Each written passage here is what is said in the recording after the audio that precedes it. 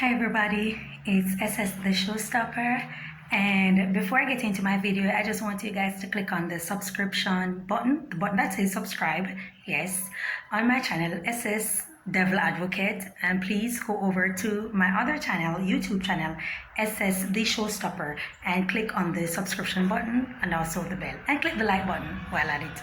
Now, I've seen a video that's floating around on social media, and the video is basically speaking on the crime that's taking place in Tivoli Gardens, in particular to the market that burned down, and the killing of a child, also the killing of a 15-year-old, and all these things. And then people protesting when the police held one person in connection with one of the killings.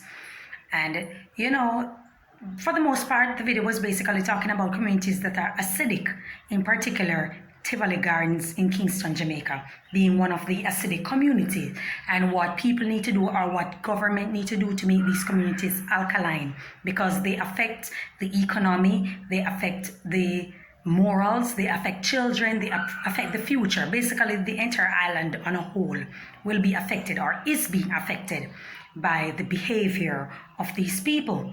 But I also want to stretch the argument further to let this person know that whether we want to admit it or not, Tivoli Gardens is a war zone. It's a war zone. And because we don't see grenade, we don't see RPG, we don't see all these kind of heavy machinery being used, or heavy destructive machinery being used, we automatically think that, okay, it's just a regular crime-ridden community that's in and of itself. But for the most part, it is a war zone. And in war zone, people die, people survive, people pick up the pieces and move on to fight another time. You understand?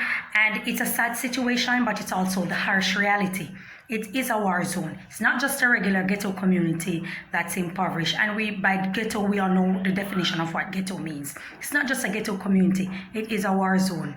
And for anybody to emancipate themselves from that situation, I'm talking people that were raised there, people that were born there, people that live there, for them to emancipate themselves from that situation, to know that, okay, they can leave, there's better. They don't have to think that everybody's out to attack them. So they have to be in a fighting mode. They have to be fighting all the time. They have to be in quarrel. They have to be killing. They have to, it's okay not to hear gunshots.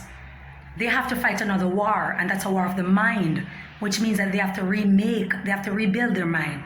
They have to do some research, reforming, restructuring.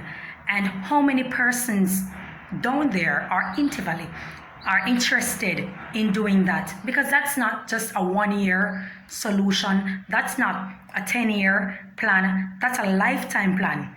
The same amount of generation it took to make the community like that, it's going to take the same amount of generation to reform it and to restructure it, so the mind of the people are no longer in that misplacement where they think crime and violence is the answer to everything. Because as we see a lot of videos that were floating around where a man was jumping on top of a police vehicle that was abandoned.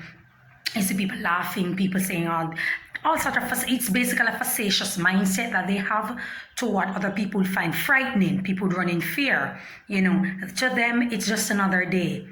Because they were born and raised in it, that's what they think is a norm. They enjoy, there's some sort of relief, some sort of personal gratification they get from what they're seeing around them. Now, for the normal people in society, that is frightening. That's not something that you want to be a part of. So I'm saying that in order for them to escape it, they have to basically fight another war of the mind.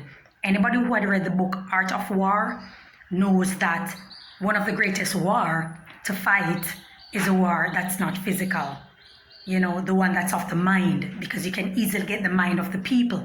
Now, I can give solutions, I can give suggestions, but of course the UN is going to come down on the International Amnesty Group, Human Rights Group are going to come down, so I can't put my personal suggestion out there like that.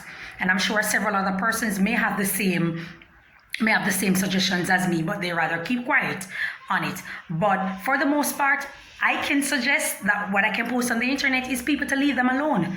Leave people alone. There are people that you can't change. They have to want it. They have to dedicate themselves to want that kind of change. And it's a lifetime commitment whoever it is also that put them in that position, it's their duty to take them out.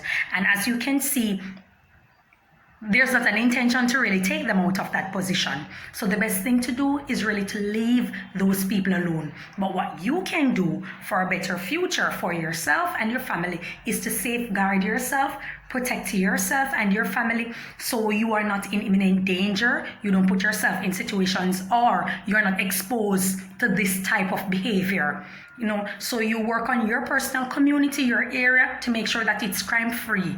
You understand me? So you don't end up with this kind of conflagration that's very difficult to manage or to curtail, where you're going to have a 1 year plan to suppress it, which cannot go further than a year, or a 2 year plan, or a 3. You understand what I'm trying to say? Then it starts all over again. The only suggestion we can do right now is to just leave them alone and just hope for the best in your community. Pray, safeguard yourself, your community, so that it doesn't end up like that, because those people are living in a war zone, and it's very difficult to change the mind of any individual that has been living there for decades, even the very grandchildren that are there.